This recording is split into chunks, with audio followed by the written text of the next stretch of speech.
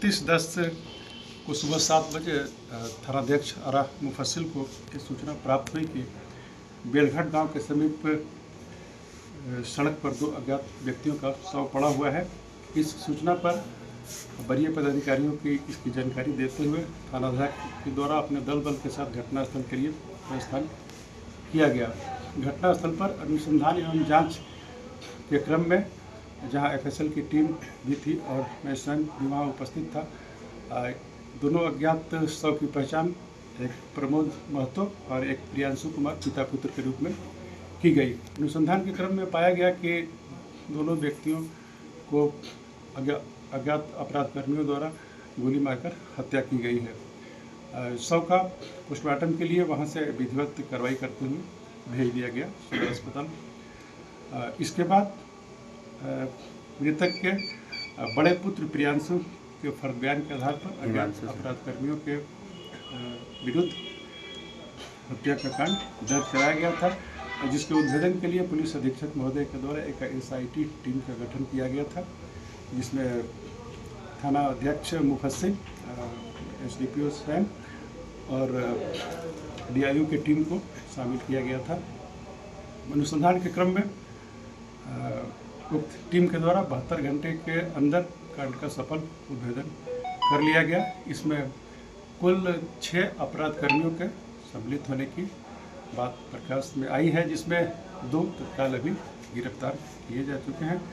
बाकी के विरुद्ध छापेमारी की जा रही है, जल्द ही उनकी गिरफ्तारी। दोनों की गिरफ्तारी कहाँ से हुई है सर? दोनों की गिरफ्तारी एक तो भागने के क्रम में यहाँ से ट्रेन पकड़ने के लिए प्रयास कर रहा था, तो उस समय की गई। और मतलब कहाँ से की गई उस समय? उसकी कारीसाथ का वो रहने वाला है, वहाँ से की गई, और एक दूसरे की बहिरों से की गई। सर, जो प्रेम प्रसंग का मामला था, इसमें क्या मामला क्या निकला है? इसमें प्रेम प्रसंग की भी बात है, बट जो इसमें मुख्य जो आरोपी है उसका मृतक से पिछले 10 वर्षों से काफ़ी नज़दीकी संबंध है, घरेलू संबंध भी है, और प्रेम प्रसंग की भी कुछ बातें इसमें आई है, जिसका अनुसंधान हम लोग। किससे प्रेम प्रसंग की बात आई है सामने? दोनों आदमी के पारिवारिक संबंध बहुत क्लोज थे और आसपास से 10 वर्षों से एक साथ रह रहे थे, और वर्तमान में भी वो एक जगह घर बना के पियरिया में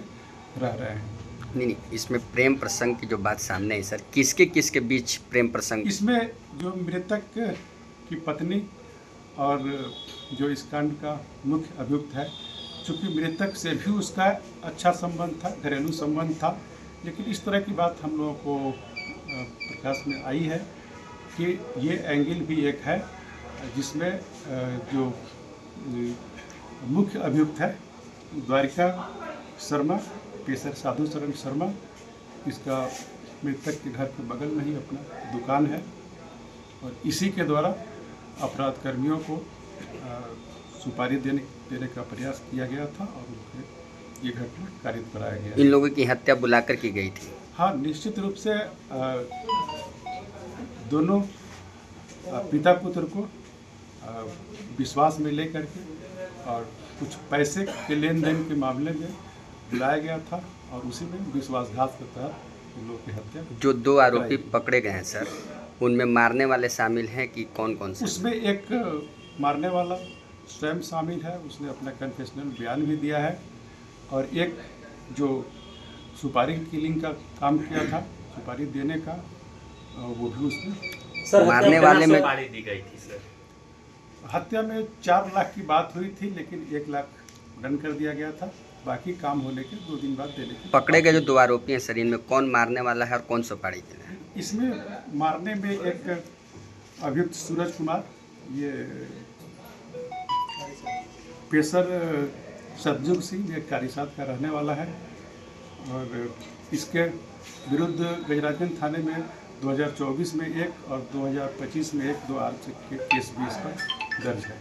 सर, हथियार वगैरह बरामद हुआ क्या? हथियार की बरामदगी भी नहीं हो पाई है, बट 2 हथियार का इस्तेमाल किया गया है, इसने अपने कन्फेशनल में भी एक्सेप्ट किया है, और घटनास्थल से एक ब्लेड भी प्राप्त हुआ है, और इसकी भी पुष्टि इसने की है कि ब्लेड जो साथ में एक मुख्य अभियुक्त था उसके द्वारा खरीद के लाया गया उसको। सुपारी की जो रकम सर 4 लाख रुपए तय की गई थी, तो उसमें भी कितना रकम दिया गया? सुपारी की बात 1 लाख रुपये देने की बात आई है, बाकी और घटना के 2 दिन बाद 2 लाख रुपये देने की बात थी, उसके बाद 1 लाख और देने की बात थी।